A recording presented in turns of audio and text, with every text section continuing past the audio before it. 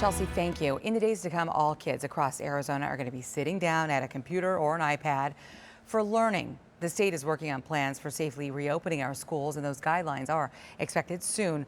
But if students do go back to the classroom, should they walk in with a waiver? Our NOHELANI GRAF is live now, and parents are being asked to sign this thing in case their child gets sick. Tell us more. Yeah, it's really interesting, KALEY. These waivers were sent to nearly 235 school districts across the state. Here's one take. I think a lot of the parents are just clicking through and approving it without actually reading what it is. And when you read it, it releases the district of any and all liability if your child gets sick at school. So here's the big question. Are parents required to give up their rights to sue if their child becomes sick with COVID-19? Queen Creek Unified School District, for one, is giving the waiver to parents, but it's not a requirement. Their students can still return to in-person learning without it.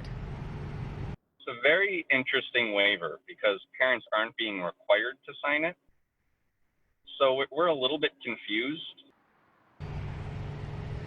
Furthermore, the statewide insurance carrier for schools that came up with these waivers says that they might soon be obsolete. Next week, that insurance board is voting on liability coverage for 98% of Arizona's school districts. And if that's approved, districts would no longer need the waivers to protect them from potential lawsuits. So now the question becomes, what happened to parents? What will happen to parents who already signed those waivers? Have they lost their right to sue? And if there are lawsuits that are filed during the school year, will any of them be able to win if they are able to provide evidence that they contracted COVID-19 on campus? So still a bit to sort out here, KALEY.